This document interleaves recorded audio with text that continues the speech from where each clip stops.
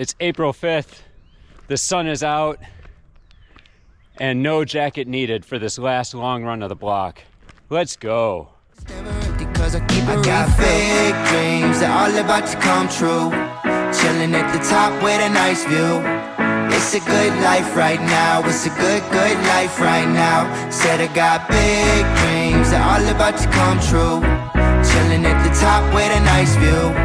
It's a good life right now. It's a good life right now. Good life, it's a good life. Good life, it's a good life right now. Hello, YouTube. Welcome back to my channel and welcome back to my gym.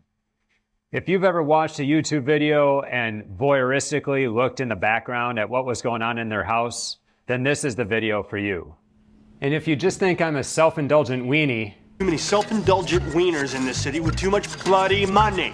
and you don't care about my shoes or my gym, just skip this video and come back next week. But first, let's address the elephant in the room. Pretty much every time I post a picture or a video from my workout room, the number one question I get is, what's the deal with the shoes? It really isn't anything fancy. We were expanding this room a few years ago, and I found these slotted boards online, just added some cheap plastic shelves, and voila, it looks like a shoe store. Not all of these shoes are mine, some of them are Christina's, but I'll get into the specifics in a minute. But first, let's take a little tour of the gym. I spend hours a day in this room, and it's played a prominent role in a few of the previous videos. Now let's start with the cardio equipment. Yes, I have 3 treadmills. I know, it's a bit excessive, but there's a reason. This Vision treadmill was the original treadmill that I got about 15 years ago, and it has to have at least 10,000 miles on it between me and Christina. I still use it now occasionally because it does feel a bit easier than the other treadmills, and I think that's probably because it's not calibrated correctly, and also the screen just randomly crashes at times, so I don't really use it that much anymore. Then about 10 years ago, I got this True treadmill. I was specifically looking for a treadmill that had a decline option which would help me train for the Boston Hills. It really was great for a few years, but then it started acting up. I had a repair person out about 3 or 4 times, and they replaced literally everything. They replaced the motherboard, the console, the motor, and eventually it just wouldn't stop crashing in the middle of a run and stopping suddenly, so I just didn't feel safe running on it anymore. When it was first delivered, the delivery guys said it was so heavy to never call them again to get it out of our house, so now it's basically stuck in our basement. And that brings us to the Peloton tread. We got this about a year ago, and I specifically wanted a treadmill with a big screen and internet connectivity, and it's been great for watching shows like Better Call Saul and Breaking Bad. This is actually the Tread Plus, which was taken off the market a few years ago because it apparently killed or maimed a kid. And when it was re-released a year ago, it came with all sorts of safety features, including requiring a code every time you get on and off it, even if you're only off it for a few seconds, so that's kind of annoying. It also has these slat-like treads, which, to be honest, I don't really notice much of a difference as far as cushion is concerned, but for some reason this treadmill does feel more difficult to run on than the other ones, and I've heard other people say the same thing, but I feel if anything that's really better for games. And as far as other cardio equipment is concerned, we do have a couple ellipticals, which is what we used to use before we started running when we were just trying to stay in shape. But really, I don't find much benefit from the elliptical anymore, but I'm sure if I was like injured or something, I might use it. Same thing for this Octane Zero Runner. We got this when Christina tore her ACL. It was a way to do a little bit of running with zero impact. And then of course, we've got the Peloton bike, which we use a ton typically in the winter, although I've sort of started slacking off on it this winter as my running mileage went up and we get closer to race day. And then besides the cardio equipment, I've got all the strength equipment like the Smith rack and the bars and the weights, and those were highlighted in episode 3 of this training series on strength training. Now let's get back to the shoes before we talk a little bit about the room decorations. And don't worry, I'll eventually get to what's going on with that guy. So I pretty much wear a different shoe every day, not only to match the shoe with the specific run that I'm doing that day, but also just to give my feet and legs some variety. I want to avoid the potential risk of injury from wearing the same shoe over and over and over every day of the week. So I start my running week on Tuesdays with a medium long run, usually 10 to 12 miles. And for that, I just wear a daily trainer. And this is the Pegasus 41. Super comfy, not as heavy as a max cushion shoe. It's a workhorse. I think I've been using the Pegasus since version 35.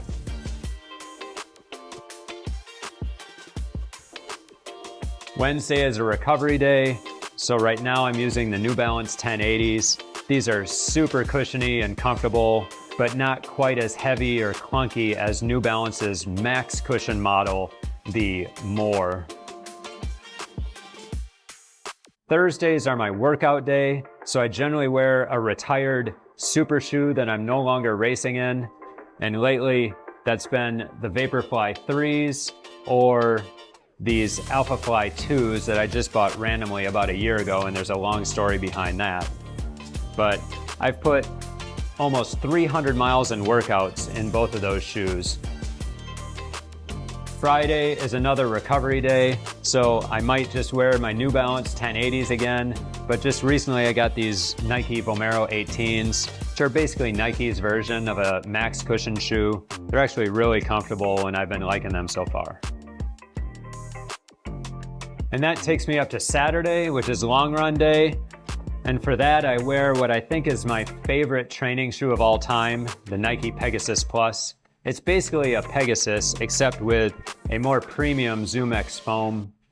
A lot of my long runs have a faster workout component to them, and this premium foam allows for more speed. It doesn't have a carbon fiber plate, and I specifically don't want a carbon fiber plate in a regular long run shoe, so these are perfect. And then Sunday, my last running day of the week, is another recovery day. So it's basically either the 1080s again or the Vomero 18s. And that's pretty much it for my weekly shoe rotation. Now let's look at these top two rows, which are basically a historical timeline of the Nike Super Shoes. Now, pretty much every brand has their own version of a carbon-plated Super Shoe, except for Adidas, which has the carbon rods. But Nike was the first to the Super Shoe space, and they truly have helped me get faster, so I've pretty much stuck with Nike through each generation. Now, it all started with the OG, the Vaporfly 4%. This was developed for the Breaking 2 project, which was Nike's attempt to break the 2-hour barrier in the marathon. Eliud Kipchoge ran 2 hours and 25 seconds in Monza, Italy in May 2017. And immediately after that, I had to get my hands on these shoes, which I eventually did, and just a few months later, ran a big 2:51 PR in Chicago. Interestingly, Kipchoge wasn't even wearing those shoes during the Breaking 2 exhibition. He was actually wearing the Vaporfly 4% Elites, which eventually were rebranded 2 years later as the Vaporfly Next Percents. These are Christina's pink ones. My green ones are in a closet somewhere. These were great shoes too. I ran them for a few marathons, including New York City in 2019. And they were a big upgrade from the Vaporfly 4% in my opinion. Now between the OGs in 2017 and the Vaporfly Next Percents in 2019, there are these Vaporfly 4% Flyknits, which were basically the exact same thing as the OGs, except with a different upper. There was no performance difference. In 2020, the Alphaflys came out, and they were introduced at the Olympic Trials Marathon in February of 2020. There was a lot of hype, and they just looked crazy with these exposed AirPods. Unfortunately, they're very hard to get. I finally got my hands on them in September of that year, and that's what I wore for my virtual Boston Marathon, which I ran on Labor Day weekend and set a solo PR on the Bayshore Marathon course with a 2:41. Eventually, I decided those were too heavy, and I moved on to the Vaporfly Next Percent 2s, which were basically the same as the Next Percent 1s with a different upper, and ran a ton of races and workouts in those shoes from 2021 to 2022. I'm not going to talk much about the Alphafly 2s. I actually never ran any races in these, but I have run a ton of workouts in them. I think I have about 300 miles of workouts in these and 300 miles of workouts in the black ones. So they're nice shoes, just never had the occasion to race in them. Probably because in 2023, the Vaporfly 3s came out. These are great shoes. They're lighter than the previous iteration, much more comfortable in my opinion. And I ran a 2:39 marathon 3 times in these shoes in 2023. And then I've run a ton of workouts in them since then. And actually I'm running a workout in them tomorrow. The Vaporfly 4s actually just came out. And again, it's almost impossible to compete with the bots that are buying them within seconds on the Nike app when they come out. But I hopefully get my hands on them in time to run the Bayshore Marathon in the Vaporfly 4s in May.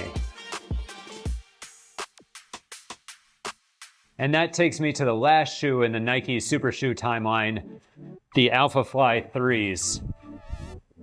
These are really sweet. They're much more lightweight, much less clunky than the Alphafly 1s and 2s. I wore these for the New York City Marathon last fall, and these are the shoes I'm going to wear for the Boston Marathon in a few weeks.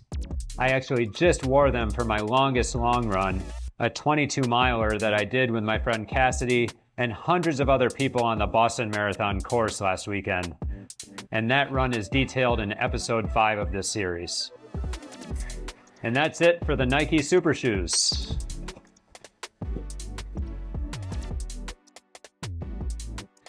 And now that we're done talking about shoes, let's just talk for 1 minute about some of the memorabilia on these walls.